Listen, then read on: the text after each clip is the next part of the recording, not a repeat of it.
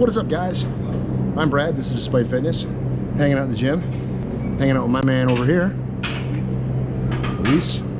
So we've gone over some deadlift coaching. We've gone over some bench coaching, and today we're going to go over some squats. Clean up my technique. Some squats and clean up the technique. Cleaning up technique. At any rate, so yeah, we're just kind of getting set. I'm getting my my gear on. He's getting warmed up, and we're gonna start going through some squats. I brought my weight releasers, and they have the long arms on them, so I can use them for my squats. So I'm excited about that. I'm gonna play with these guys today, and see what we can get into. I have not quite a plan about what I'm doing. Heavy-ish, 3s or 5s. Big surprise there. Oh, yeah, gonna finish getting ready. Here we go. All right, working on my weight releasers. As you can see, pull the arm out, slide the plate on, slide the arm back in, and then just make sure I set my height right. Read right there.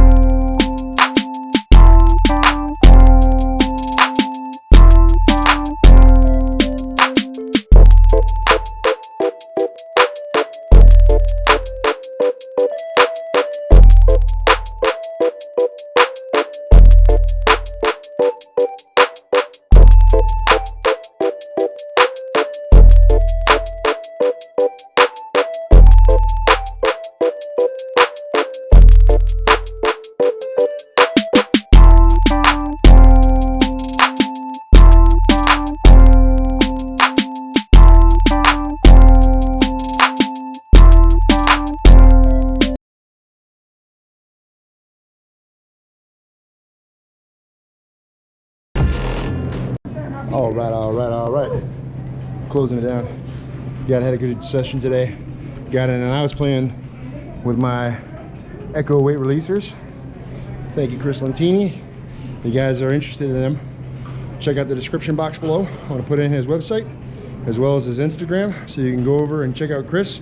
You know, world-class athlete, and world-class American. You know, designing and fabricating these things here, these weight releasers. You know, if you're a moderate to advanced lifter and you want to throw a little bit extra something into your workout, a little bit dynamic change, you know, these Ecco Arms are good because it adds that extra weight on the eccentric portion of the lift, and then once you get to the bottom, dumps it off, and then you have that stored kinetic energy kind of explode through your set, and just adds a little bit of variety and just something new. So I was really excited to work with these today. It's the first time squatting with them ever, and it's a big win, something I'm going to definitely implementing into my training routine quite regularly. And then additionally, we were also working with my man, Luis. Cool. So I don't want you guys to forget his name. American soldier out here trying to improve his life through strength. Hit me up. Just giving me the opportunity to try to help. And today, we worked on squats. So let's talk about squats. What do we go through today? What do we do? So today, went through some bracing, how to approach the bar. He gave me basically a visual cue. Same thing with my deadlifts, I was looking down. Same thing, except the exact opposite with my squats. I was cranking my neck back on the bar, which I felt was taking away the energy that I could have put if I just kept my head neutral. So did some working weights, did some doubles, did some singles. It felt a lot smoother. And yeah, it felt good overall. So I definitely learned some stuff today that I'm gonna apply to my next workout. And same thing as before, you know, sometimes it's not like this huge, massive change that you make. Sometimes it's just a very little, small, subtle change that you make. It can have a huge difference on how you work with the bar. And so we talked about head position specifically, you know, where your head goes, your body tends to follow. And if you're in a position where you're squatting and you're going for, you know, near maximal or just sub-maximal weights, you know, if you're pushing your head around, your head's flopping around, man, you know, your body's gonna follow. And it stands to reason that, you know, if your head moves in a direction, your body pivots or shifts just ever so slightly, it changes where, you know, that bar is on your back, your center of gravity, and it really can be the difference of making or not making that lift. So especially in competitive powerlifting, when you're going for those maximal lifts, something like that can really be a huge, big deal. It can make a, you know, big difference in your ability to complete a lift.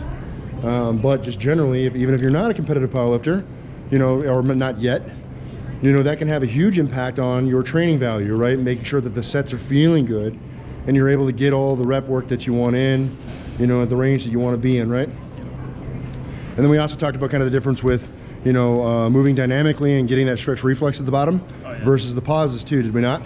So how did you feel as I described the difference between those two things and like what the purposes might be for them and how you might approach that going forward? So before, how I do the AMRAPs, how I demonstrated for that single rep, I would just do a pause thinking it might have a better effect on the explosiveness, but I felt doing more of that stretch reflex movement, just going down into the hole and coming straight back up, not only felt like more force generated, but I felt like overall was a better set than the one that I did previously. So I'll definitely be doing that more for my AMRAP sets. Cool. All right, guys, you know, you just gotta think about, excuse me, you just gotta think about what you're doing and why you're doing it.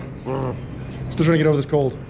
You gotta think about what you're doing and why you're doing it, and make sure that, especially, you know, I mean, whatever your goal is, whatever it might be, you just gotta make sure that the training devices and training modalities that you're doing, that they fit in with what your goal is, you know, and there's a reason for doing it. At no point in time should you be doing something for no reason. You should always have a purpose for everything that you're doing. All right, guys, that's it. If you have any questions, comments, or concerns, leave in the chat box below. I'll be sure to respond. I will be leaving my buddy Chris Lentini's information in the chat box. Make sure you check him out. I'm gonna be leaving his information in the chat box. So he's got an IG. Go over, check him out, say hi, let him know I sent you. It'll be pretty cool. Yeah, that's it. Appreciate you guys watching the videos, supporting the channel with the likes and the shares, and definitely the subscribes. Want to keep growing the channel. You know, goal in my mind right now is to get to 5,000 subscribers, and every one of you that hits that red button makes a big difference to getting there, and I appreciate you. Remember, guys, no matter what it is you think you can't do, like, think through your training, pick purposeful, meaningful movements and things that you're doing to get to whatever your diverse goals are. You got to get in the gym, train despite. You're either going to find an excuse or you're going to find a way, and I hope that you continue to find the way. If you guys, you know, keep with it, you get where you want to be. Appreciate you guys watching. I'll see you in the next one. Peace.